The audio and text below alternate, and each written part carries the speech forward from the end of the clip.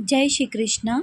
आज जानकारी लेकर आए हैं नकारात्मक ऊर्जा के विषय पर। कई बार साधकों के माध्यम से पूछा गया है कि नकारात्मक ऊर्जा की पहचान हम कैसे करें, तो उसी विषय पर आज ये छोटी सी वीडियो लेकर आए हैं, जिसमें हम आपको बताएंगे कि यदि व्यक्ति के ऊपर नकारात्मक ऊर्जा रहती है या किसी भी प्रकार की क्रिया का प्रभाव रहता है, तो वो व्यक्ति किस प्रकार के एक तरीके से लक्षण करता है, जिससे कि हम उसकी पहचान कर सकें।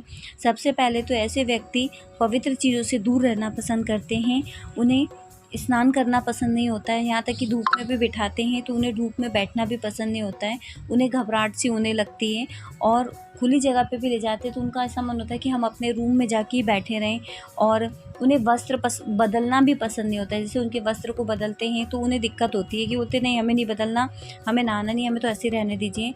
और ना ही वो मंदिर में जाते हैं, ना यहाँ तक कि यदि उस रूम में पूजा पाठ की जाती है, यदि घंटी का या फिर शंख का नाद होता है तो भी उनसे कोई फ़र्क नहीं देता। वो एक ही दृष्टि से एक ही स्थान पे देखते रहते हैं, कमरे में क्या हो रहा है उन्हें कोई उस चीज़ से फ़र्क नहीं पड़ता है। उनकी व्यवहार में और उनके बोलचाल में भी बहुत फ़र्क पड़ जाता है। यहाँ तक कि उनकी आँखों के नीचे हल्की हल्की झुर्रियाँ बनने लगती हैं, आँखें खिंचावनी सी लगती है और आँखों को देखो तो ऐसा डरावनी सी आँखें दिखती हैं, आँखों में पानी सा दिखाई देता है। यहाँ तक कि वो हमसे नेत्र मिलाते हैं तो पलकें भी नहीं झुका दें। और यदि कोई पूजा पाठ वाला व्यक्ति और यदि उनको निरंतर देखता है तो वो अपने पलकें नीचे कर लेते हैं या फिर वो मुंडी घुमा लेते हैं, लेकिन उससे चेहरा नहीं मिलाते हैं।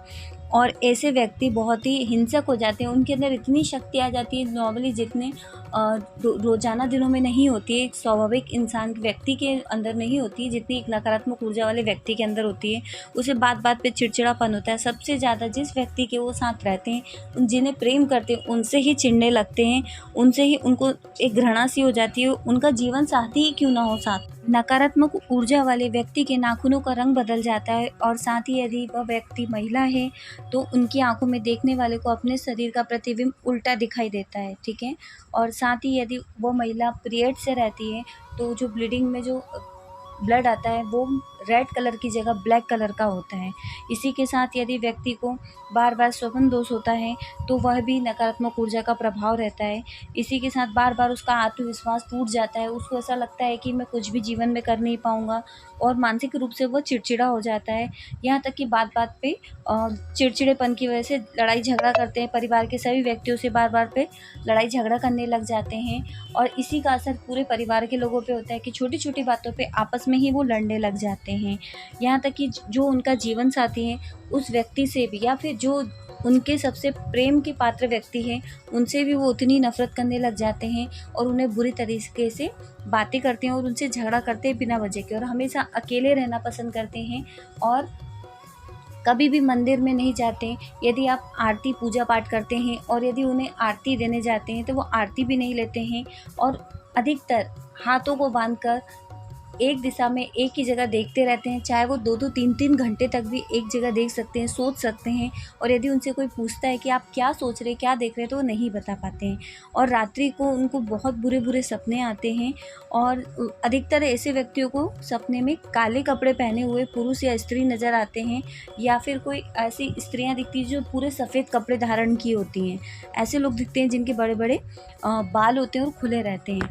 तो इस तरीके से नकारात्मक ऊर्जा वाले व्यक्ति की पहचान आप कर सकते हैं। उन्हें ये सब चीज़ें होती हैं। साथ ही उनके साथ और अलग भी व्यवहार होता है कि वो हमेशा बालों को खुला रखना पसंद करते हैं, बालों में तेल नहीं लगाते हैं और साथ ही जितना गंदा हो सके उतने गंदे रहने का प्रयत्न करते हैं। और यदि कोई उनसे स्वच्छ होने को कहता भी है तो बहुत जल्दी बातों पर चिढ़ जाते हैं। हमने जो आपको पहचान बताई है नकारात्मक ऊर्जा के लिए, यह चौराहे से भी प्राप्त हो जाती है। कहीं ऐसी जगह होती है जहाँ हमारा दोपहर का समय होता है और जहाँ पर व्यक्ति गंदगी निकालते हैं अपने शरीर की, वहाँ से हमारा गुजरना होता है दोपहर के समय। और वहाँ से घर आते आते यदि हमारे सर में तेज़ दर्द होने लगता है, बदन में दर्द होने लगता है और तो शुरुआत में हमें ऐसा लगता है कि बस बहुत ज़्यादा सर फटे जा रहा है कि अब तो सर के 2 टुकड़े हो जाएंगे, ऐसी स्थिति बन जाती है, तो वो नकारात्मक ऊर्जा का प्रभाव है कि वो हमारे साथ घर आ जाती है। या फिर आप किसी भी शमशान के पास से गुजर रहे हैं और वहाँ से भी ऐसा समय हुआ है जैसे कि शाम का 5 बजे का या 12 बजे से 3 बजे के बीच का समय होता है, तो भी नकारात्मक ऊर्जा हमारे साथ आ जाती है। तो इन चीज़ों का थोड़ा सा हमें ध्यान रखना होता है। जैसे बड़ी चीज़ें होती हैं, बड़ी चीज़ आ जाती है हमारे साथ, जैसे कि भूत प्रेत आ जाते हैं या फिर किसी प्रकार का पिशाच हमारे साथ आ जाता है, तो उन चीज़ों को फिर छोटी मोटी चीज़ों से घर में नहीं हटाया जा सकता।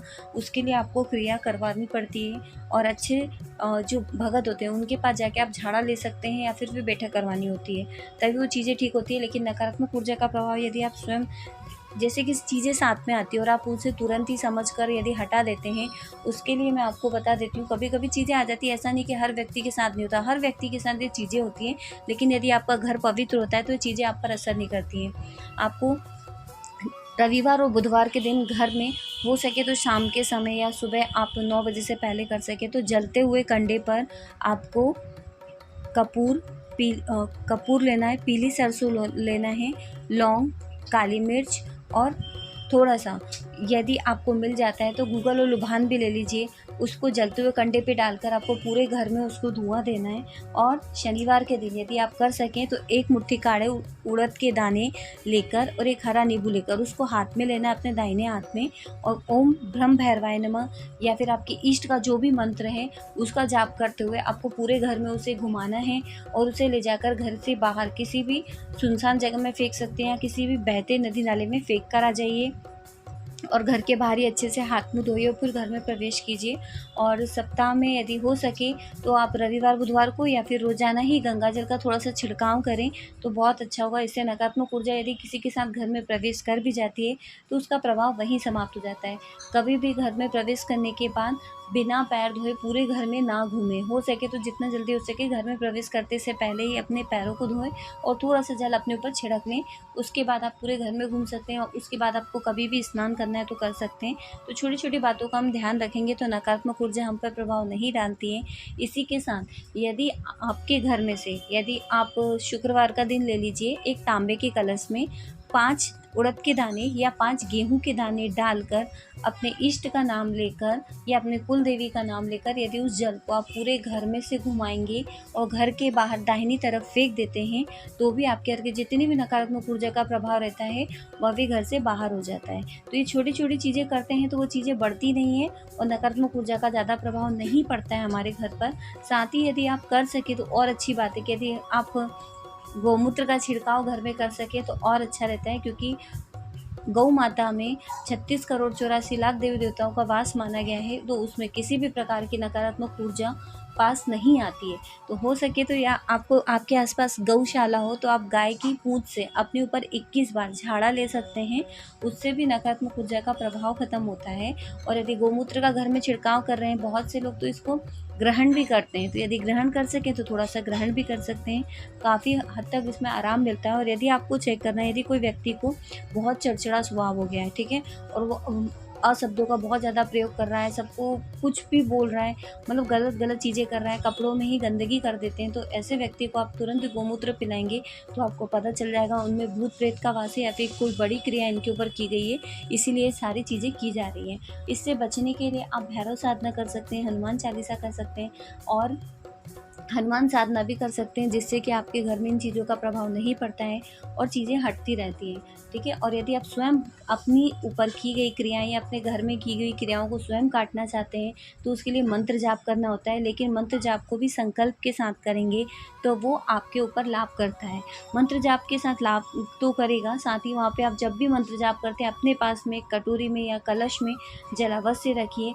मंत्र जाप कर लेते हैं, उसके बाद उसी मंत्र के 5 बार पढ़कर आपको उस पानी में 3 बार फूंक मारना है, या फिर आप 5 बार नहीं बोल सकते हैं तो 3 बार ही मंत्र बोल लीजिए, 3 बार ही फूंक मार दीजिए। उस जल को स्वयं भी ग्रहण कीजिए, परिवार के सदस्यों को पिलाइए, जो पीने का आपका बर्तन है उसमें उसको डाल दीजिए और पूरे घर में थोड़ा थोड़ा छिड़काव भी कीजिए, जिससे कि परिवार के सभी सदस्य उस जल को ग्रहण करेंगे तो नकारात्मक ऊर्जा का प्रभाव किसी पर नहीं होगा, और होगा भी तो वो वहीं समाप्त हो जाएगा। तो इन छोटी छोटी बातों का यदि ध्यान रखते हैं तो नकारात्मक ऊर्जा का हमें ध्यान भी हो जाता है कि किस व्यक्ति पर है और उसका हम तोड़ भी कर पाते हैं। बड़ी क्रिया होती है तो उसके लिए चेकिंग करवानी होती है, उसके बाद क्रिया हटाने के हम उपाय भी बताते हैं, साथ ही यहाँ से भी हवन के माध्यम से हटाते हैं। तो इन छोटी छोटी बातों का ध्यान दीजिएगा तो सब कुछ अच्छा होता है। आज के लिए बस इतना ही। जय श्री कृष्णा, श्री राधे।